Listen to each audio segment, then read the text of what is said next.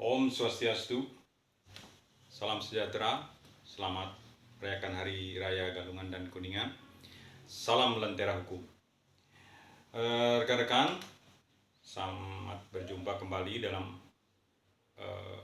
sesi Lentera Hukum. Mudah-mudahan bisa menerangi kegelapan rekan-rekan tentang hukum di masyarakat.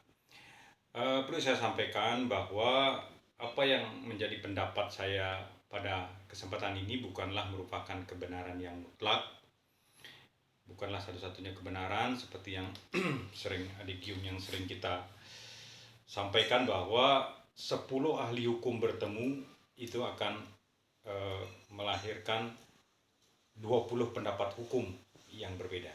Jadi perbedaan itu bukanlah masalah, esensinya adalah bagaimana kita tidak menjadi korban dari kesewenang-wenangan hukum itu, atau juga kita juga tidak melakukan kesewenang-wenangan itu sendiri.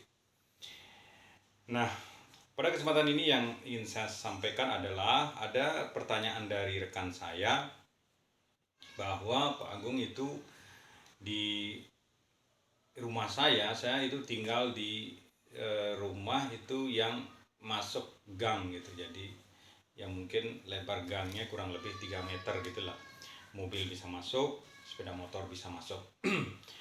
Tapi ada sebuah kejadian di mana di depan gang itu dipasang pelang gitu, jadi dipasang sejenis tiang sehingga sepeda motor bisa masuk tetapi mobil tidak bisa masuk. Nah, seperti itu. Jadi apapun itu menyebabkan sebuah perubahan yang merugikan daripada penghuni gang tersebut atau penghuni jalan yang ada menggunakan gang tersebut.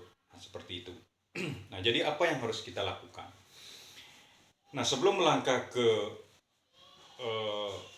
perbuatan melanggar hukum atau PMA mungkin biasanya disebut, itu perlu kita tinjau dari sudut sosialnya, yaitu mungkin saja tindakan itu dia lakukan ada beberapa faktor penyebabnya, yaitu misalkan yang pertama itu dia menganggap bahwa dengan tidak dipasangnya pelang tersebut aktivitas di depan gang tersebut tidak begitu ramai sehingga tidak menimbulkan kebisingan, karena menurut dia kebisingan itu merugikan dirinya sendiri. Nah, seperti itu, tanpa melihat bahwa ada kepentingan orang lain di sana, atau mungkin saat itu dia lagi membuat sebuah aktivitas yang memerlukan atau menghendaki tidak adanya aktivitas mobil atau sepeda motor yang ada di depan rumahnya, sehingga dia melakukan pemasangan pelang tersebut, atau mungkin beberapa alasan yang lain yang mengharuskan dia memasang pelang tersebut. Nah, jika itu terjadi, menurut saya yaitu perlu dilakukan pendekatan atau musyawarah untuk mufakat, apakah itu melalui mediasi, konsiliasi, arbitrase gitulah istilahnya. Jadi untuk menemukan win-win solution sehingga tidak saling merugikan. Nah, yang jadi masalah adalah ketika musyawarah itu untuk mencapai mufakat itu sudah dilakukan, tetapi si pelaku ya flyernya ini, yaitu yang memasang pelang tersebut, tetap tidak mau mencabut pelang tersebut, sehingga merugikan daripada warga yang tinggal di gang tersebut. Nah, sekarang baru kita berbicara tentang hukum. Tindakan apa yang bisa dilakukan jika orang yang atau flyernya tersebut, yaitu pelakunya tersebut, tidak mau mencabut pelang tersebut? Ada dua hal yang bisa kita lakukan, baik itu secara perdata maupun secara pidana. Nah, undang-undang kita, Undang-Undang Dasar 1045 itu pasal 27 mengatakan bahwa segala warga negara kedudukannya di dalam hukum harus patuh dan menghormati hukum tersebut tanpa kecuali. Nah, apa artinya itu? Bahwa di negara kita tidak boleh ada orang yang bertindak sewenang-wenang dan melanggar hukum. Jadi apalagi tindakannya itu adalah merugikan kepentingan orang banyak. Nah, itu jelas disampaikan oleh Undang-Undang Dasar kita. Nah, terus untuk pasal pidananya, matikan.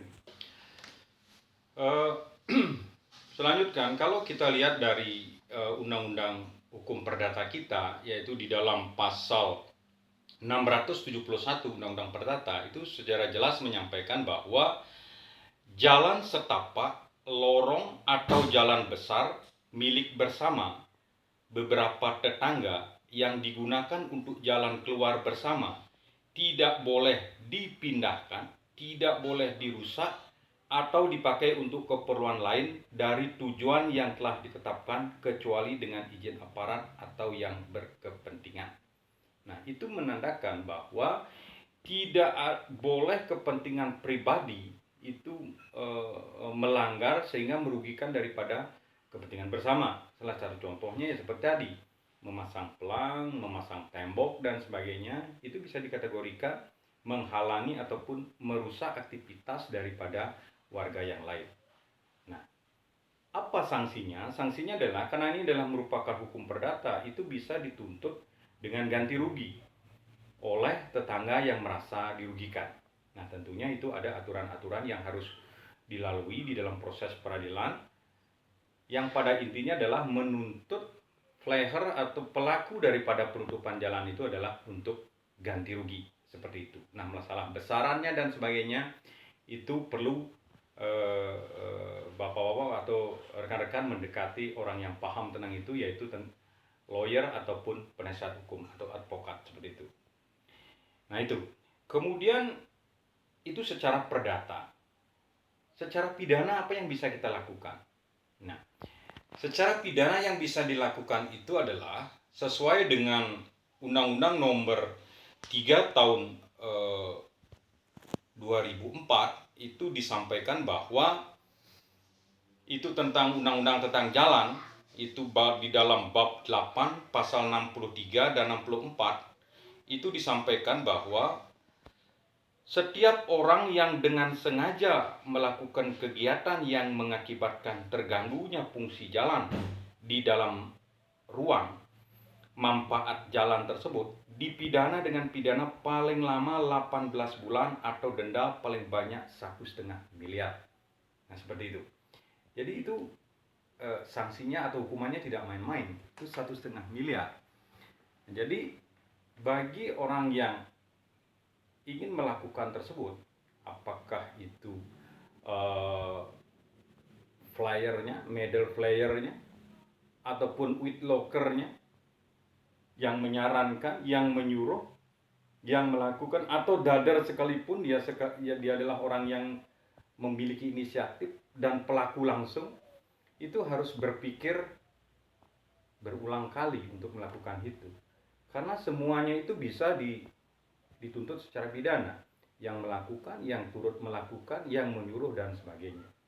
Nah, seperti itu. Seperti yang saya sampaikan tadi, yaitu hukuman pidananya 18 bulan dengan hukuman denda 1,5 miliar, seperti itu.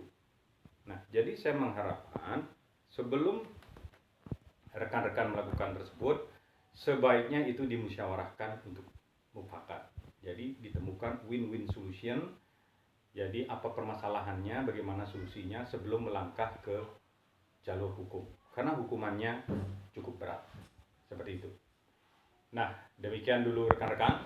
Jadi mudah-mudahan apa yang saya sampaikan bisa sedikit menjadi lentera, jadi lilin kecil di dalam kegelapan rekan-rekan tentang hukum, dan membuat rekan-rekan lebih melek tentang hukum dan menyelesaikan permasalahan di lapangan dengan baik.